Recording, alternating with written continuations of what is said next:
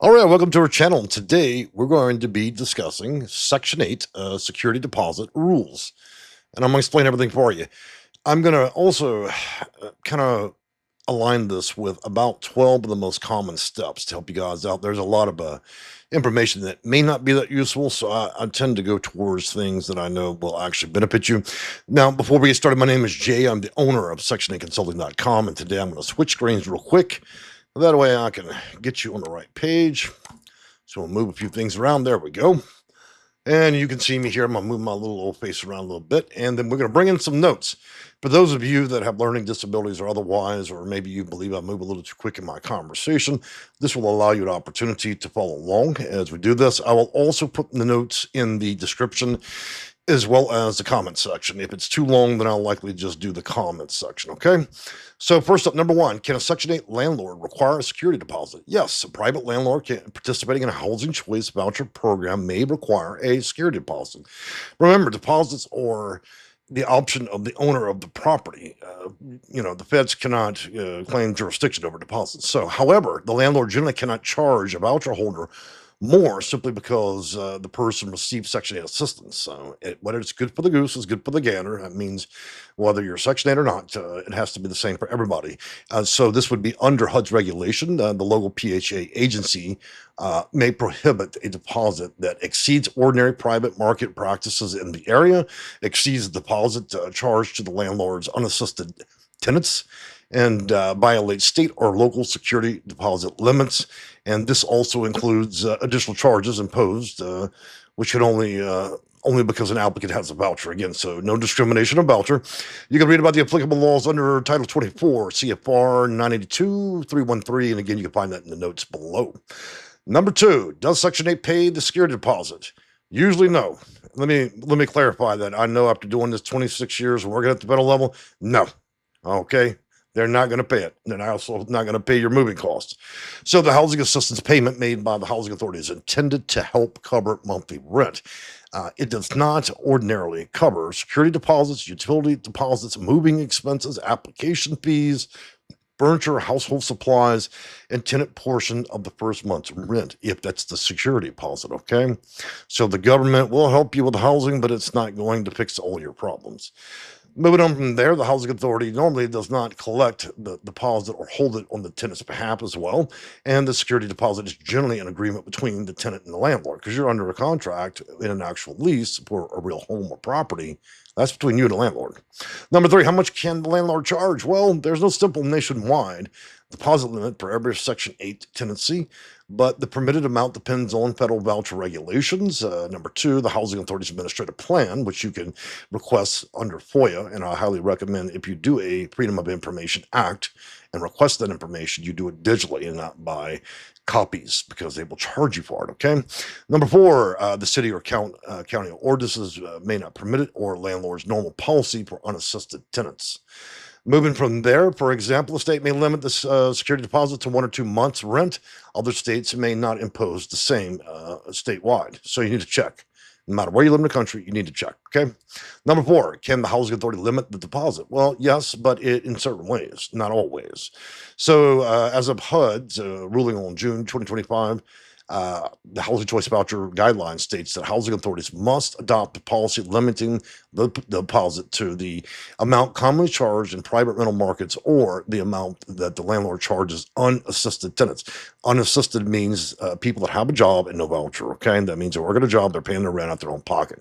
Tenants and landlords should never review the housing authority's current administrative plan before the signing of the lease. So that's good advice. Number five, can the landlord charge more because the tenant has Section 8? And again, I think we've kind of addressed that. So we'll skip to number six. Is the security deposit based on the full rent or the tenant portion? I'm going to tell you right off the top, that's going to be on the basis of what the landlord chooses to do. However, there are limitations to that.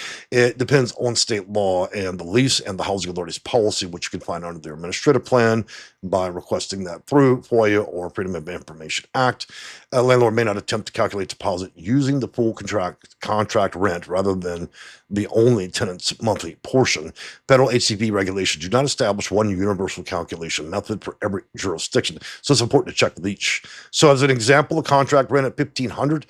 Second to that would be housing authority payment at $1,100, a tenant portion at $400, and landlord's stated deposit at $1,500.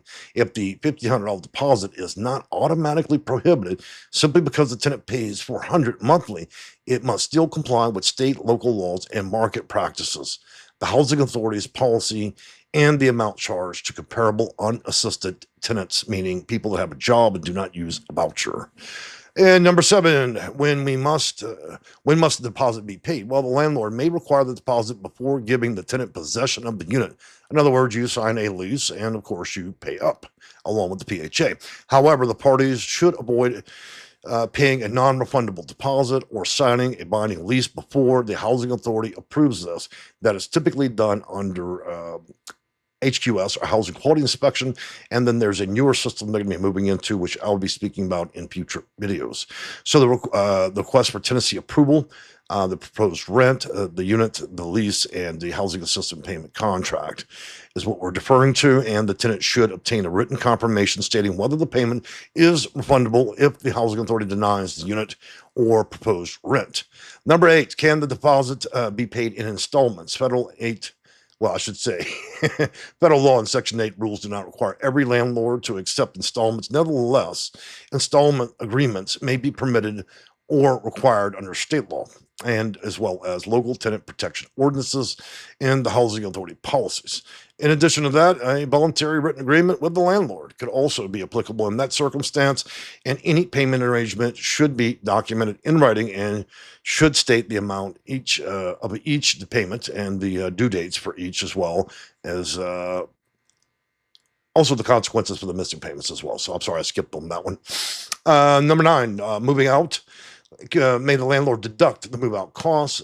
Subject to state and local law, landlord may generally use the deposit for amounts of that the tenant owes under the leasing, including unpaid tenant rents, tenant cost damage beyond ordinary wear and tear, unpaid utilities for which the tenant is responsible, and other lawful charges authorized by the lease itself, in other words, contractual agreement under HAP contract.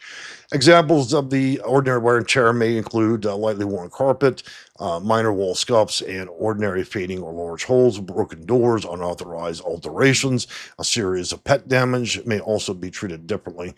Look, guys, the best way to defend both the tenant and landlord's position is before the unit is actually leased or anybody does anything, that both parties make an active recording of the operation and use of everything in there to ensure everything's working, that there's an established condition on move-in that should be met at when you move out. That should be videotaped by both you and the landlord at the same time to prevent any allegations. Moving on, number 11, does the housing authority reimburse the landlord for damages? Generally, no, not under the Housing Choice Voucher program. The housing authority's housing assistance program does not operate as damage insurance, and most of you may be required to get apartment insurance additionally if you rent that way. If the deposit is insufficient, the landlord generally must pursue the tenant using the same lawful collection procedures that apply to other renters. In other words, to other renters, and must also meet federal rules. Some housing authorities, state and local programs separately offer landlord incentives and damage mitigation funds or vacancy loss protection.